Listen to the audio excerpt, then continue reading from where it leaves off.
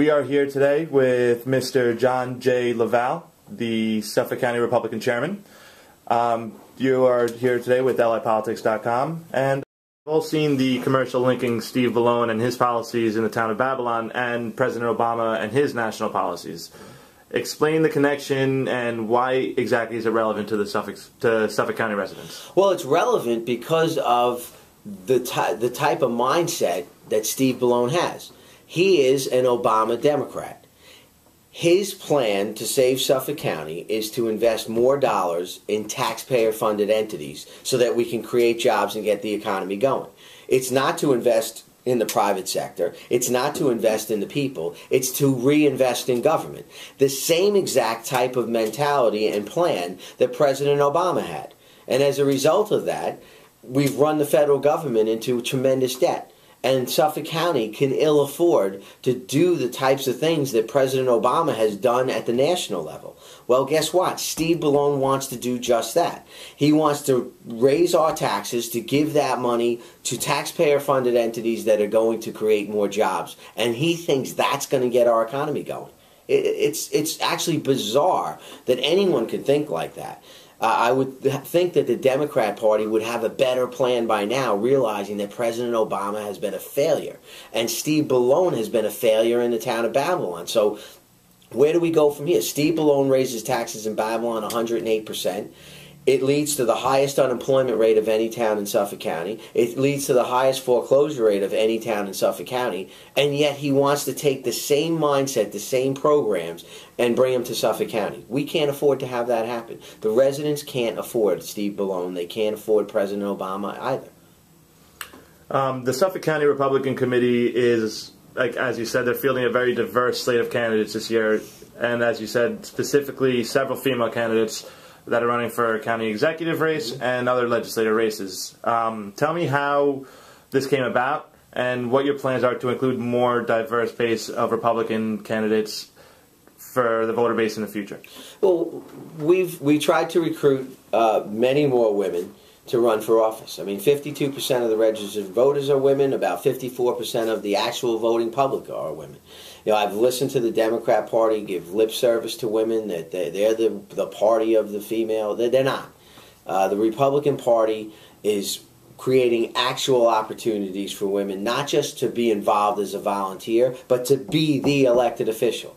We chose as our county executive candidate, the highest ranking position in all of Suffolk County, a female to run at the top of that ticket. Our county clerk is a female. We have many judges that are females. Some of our supervisor candidates, like Seal Forte in Brookhaven, is a female. And many of our legislative candidates, like Karen Walutis, Liz Black, Deborah Poulos, who am I missing? I mean, there's a couple other out there. I mean, it's we made a concerted effort to recruit the best candidates possible, but also to remember we've got to include all facets of society. So what happens to us? I've watched a campaign now, watching the Democrat Party and some of their candidates run some of the most disgraceful, distasteful campaign ads against these very highly qualified women that we're running for office. So that's the punishment that they get. You know, we try to bring women into the process, to invite them in. What do the Democrats do? They've done nothing but degrade women, insult women, and not talk about the issues. And that's really what we're noticing in this campaign. The efforts we've made to bring in individuals who aren't from the clubhouse, so to speak, we're bringing them in from the business community, the civic community, the charity community, you know, we're pulling them out of our churches, out of our wherever, out of our civic halls. That's what we're doing. What do the Democrats do? And we want to discuss the issues, by the way. We want to talk about what we're going to do to move through this process, because we already know whose fault it is. It's the Democrats' fault. We're past that. Well, I don't need to tell the world that the Democrats have screwed up this country, let alone this county. What we need to do now is talk about solutions. How are we going to resolve this? And the residents should be choosing the individual, regardless of their party, should be choosing the individual that's going to put forth the best solutions to resolve these problems. That's what we need to do. We need to get by the politics and focus on the people and focus on solutions. That's what we're doing. You will hear our candidates. We're talking about issues. We're talking about how to reduce spending, how to reduce the size of government, how to make government run more efficiently, more effectively, how to make it more cost effective.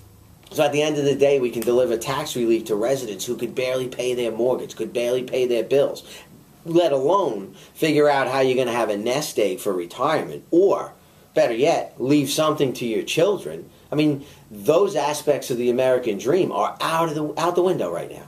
Nobody's thinking about what they're going to leave to their children. No one's thinking about their retirement right now. We're all figuring out how we're going to pay our bills just to get through tomorrow. That's not what we're supposed to be doing here in America. This is used to be greatest country on earth. And we can get there again, but we're not getting there with the Democrat policies.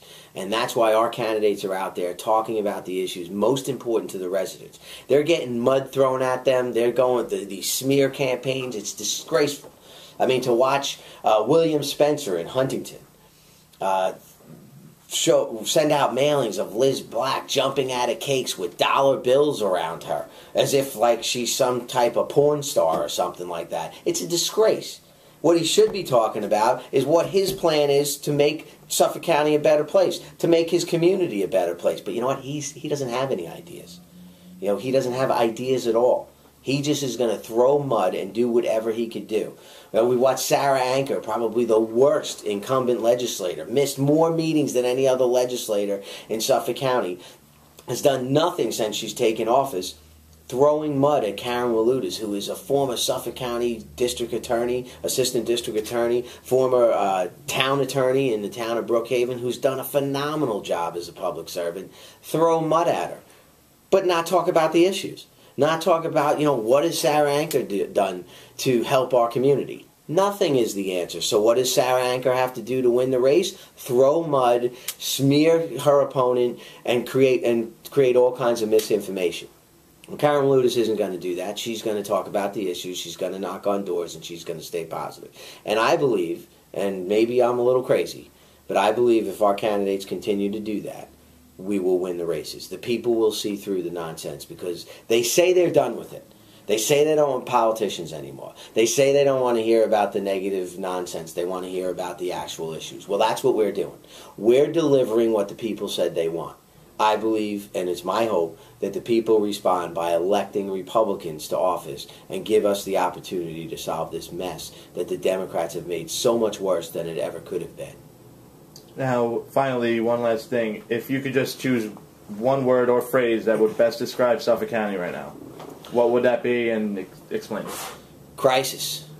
We're in a crisis. We're in a financial crisis that's threatening our future. It's threatening our children's future. It's threatening all of our families. Our quality of life it is being threatened right now. We really have a problem here in Suffolk County, and I'm as concerned as any other resident. I have a young family. I have children as young as 1, as old as 6. They're little guys. I'm frightened for their future. I see drugs in the streets. I see, a financial crisis where, neighbors are losing their homes, neighbors are losing their jobs. It's scary. These are scary, scary times. And I've spoken with individuals who are of our elder generation, and they said this is as close to as bad as it's ever been in their lifetime. And some of them have been there in the worst times of this, in the 20s, when our economy crashed. I mean, this is the second worst thing they've ever seen in their lifetimes. And, I'm nervous as a father, provide for my family and give my children the opportunities my parents gave me. And even to, have a great education, grow up in a safe home and go off to college and then come home and start a career and buy your own house. And I don't know if my children are going to have those opportunities. And, if this president keeps taxing us they say today, I think it's almost like $60,000 per child once you're born. When you're born, Obama's handed you a $60,000 debt. Right away, you got a bill. That's terrible. That's not what this country was meant to be. That's not how America is supposed to be. We need to do something about it. And as chairman of this party, I am absolutely, positively committed to delivering, to making sure that we run the best candidates possible, and that those candidates, when they get sworn in, do the things that they said they were going to do. Not be like the Democrat Party and start talking out of both sides of their mouth. they're going to do, the Republican Party will deliver, or I will not renominate those candidates. That's my commitment to the public. I'm asking them to give us a chance to get in there and try to undo some of this nonsense that the Democrat Party has caused. And if our candidates don't do the things they said they were going to do, I will not renominate them. That's a commitment that I will make to the public, because I'm not doing this for my own health. I'm not doing, this is as important to myself and my family as it is to you and your family and to everyone else's family out there.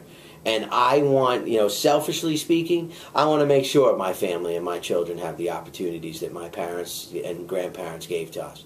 That's what I want to make sure.